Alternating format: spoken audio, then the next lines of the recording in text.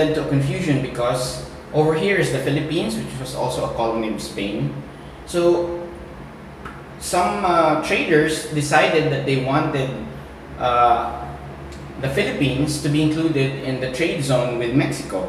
So that means the international dateline back then would be crooked all the way here and included the Philippines as belonging to the eastern side of the dateline, which is crazy, right? But yeah, that was true. It was only in the year 1844, I believe, when it was decided that the Philippines is way too far towards the west, that they needed to shift the Philippines orientation, or it should be on the western side of the international dateline. So basically, that's the reason why we have why the entire Earth doesn't experience New Year all at the same time, because our planet is rotating about its axis, and the countries are spread out across the globe, and we determine dates and times based on what part of what part of the world you're in. That's why we have time zones, because of the spherical nature of the planet.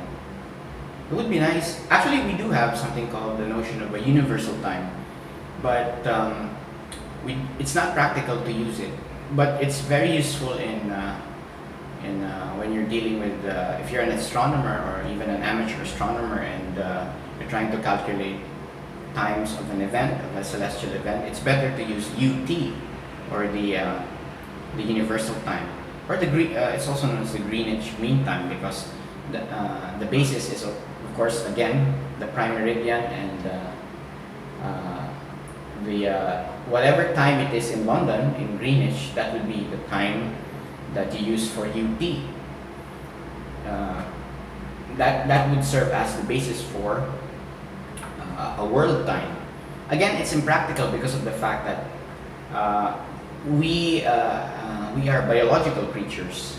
We rely on time as a reference point when we should begin our day and when we should end our day. That's why we have the notion of local time zones, like Philippine Standard Time for the Philippines. So I hope these